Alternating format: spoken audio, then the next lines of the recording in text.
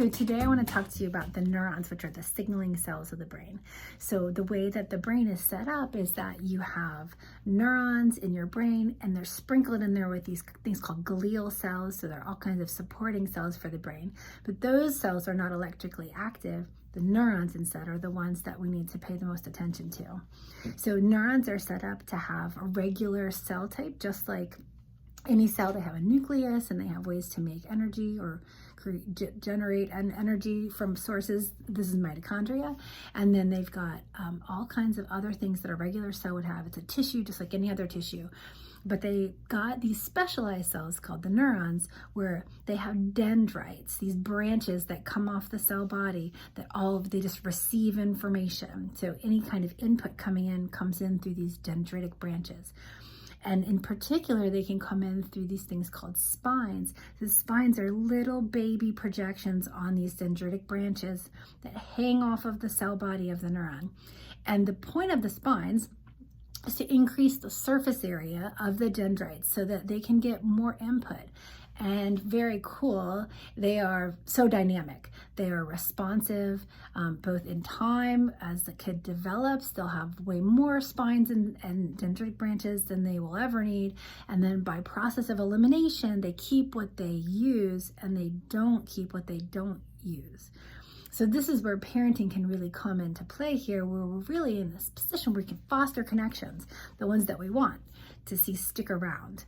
So the input comes in all through these dendritic branches and the spines, goes into the cell body, and then the cell body sends a signal down the long axon. So this is going out. All output goes out the axon and goes to the very end, to the axon terminal, also called the terminal bouton, which is French, so I like to say it.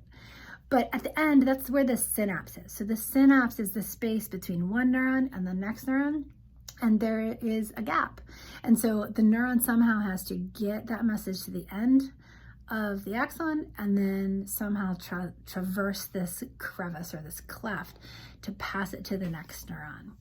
So that's the general structure of a neuron, basic, and we figured this out through lots of different kinds of neuronal stains that were developed over the years by different scientists, where you can basically apply them to brains that have been sectioned up and then see what lights up, so you can know kind of what's been connecting together. And this is the start of circuits, and we'll talk about circuits as we come later on in our course. But importantly for today, you should know neuron, signaling cell in the brain. Neurons are adaptable and changeable and responsive to what's going on in the environment or the pathways that we choose to activate. And now I need to go figure out what to do for my daughter, whose birthday is tomorrow and doesn't want to do the giant birthday celebration that I planned for her after school.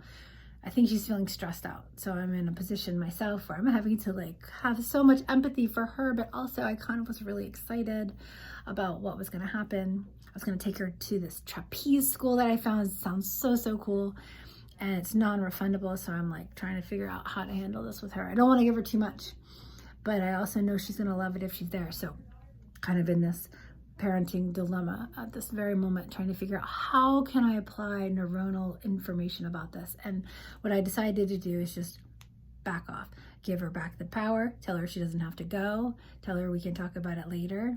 And when she's not cornered, I think she's going to feel a lot more responsive. So check in with her again after school, and hopefully she's still going to want to go. Okay, wouldn't it be cool to flying trapeze? It's amazing. I wish I was 12. Well, I wish I was 12, but I'm excited to get to go and do it.